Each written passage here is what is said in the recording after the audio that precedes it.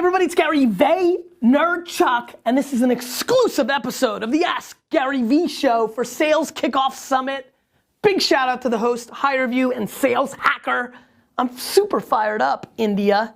We don't get to do a lot of these kind of, it's true. I think this is maybe the second or third we've ever done an exclusive, custom Ask Gary V show. Come on, stick with me. So I'm bad at it. No, I know, but maybe one of them has actually watched the show. Okay.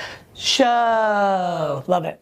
India, I think we should get into the question. How many questions do we have? Got 3 questions. 3 big questions. Big shout out to everybody. Jack asks, what are the most important traits or skills for a person to be, have, do in order to be good at sales? Jack, this is a tremendous question. You know, it's funny, let me actually say this to everybody. I do think of myself as an entrepreneur, an operator, way before I think of myself as a personality or an author or a speaker. But if you dig down and push me into a corner, I think of myself as a salesperson before I think of myself as an operator. And so that excites me. And so I think a lot about sales, and really one of the areas that I have not spent enough time on. So in fact, I should write a book about sales. Alex, you know what? That might be the right next book. I really do, that's how I roll. I'm a salesman, like lemonade, blow pops, baseball cards, wine.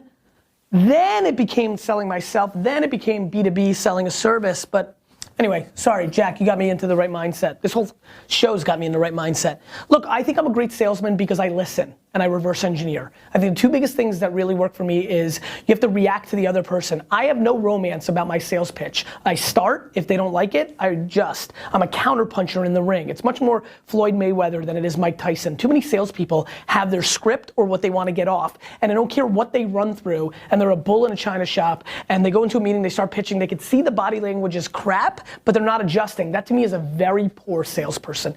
To me, it's really delicate. I think of it more ballerina than I do linebacker. I go in there, I know what I want to achieve, but I'm reacting. I'm reacting to the room. I think that is the single most important thing about a salesperson. The read, the adjusting mid-motion, mid-sales pitch, very, very important. And then starting with the finish line. For me, I really think that a salesperson is the best person on earth because they're reverse engineering the other person's needs and wants. So for me, when I'm selling a good bottle of wine, if somebody needs wine for a party where their boss is coming, though I may not want to recommend the big brand great wine, I may, because I know that's going to make them look good instead of some esoteric wine that nobody's ever heard of, though might be good, the big boss that they're trying to press might not like that. Same with my agency. I don't care about anything other than, look, what makes me a great salesperson is that I've been in sales pitches and I've realized halfway through, I've literally said, you know what? I don't think you need our service. I think you need this. When you care about the other person more than you care about hitting your quota, when you make that shift, you go into the Jedi-ness of becoming a salesperson. Because guys, you don't understand, it's a big game. Imagine this, trying to hit a quota, you go into a room, you try to sell, you stop and say, you don't need us, you actually just need this other thing instead of our thing, which is a lot less money. Everybody in that room is affected by it. They're probably gonna bring you 2 sales, word of mouth, over the next 2 years, instead of that 1 sale that you would've had to grind for. It's that energy. It's that energy. Gabe asks, in B2B sales, which social platforms would you leverage to find your buyer, engage them, and close deals? Gabe, I'm obsessed with Facebook. Employees of. Facebook ads that you can run against employees of. You're in B2B.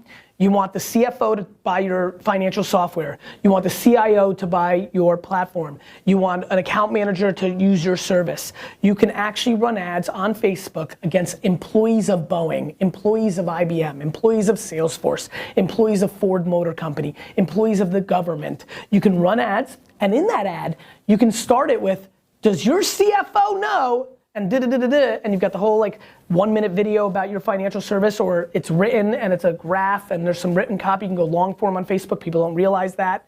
And then all of a sudden, when you go to employees of, 17 employees are forwarding that post to the CFO and said, have you seen this? Lead them to the water.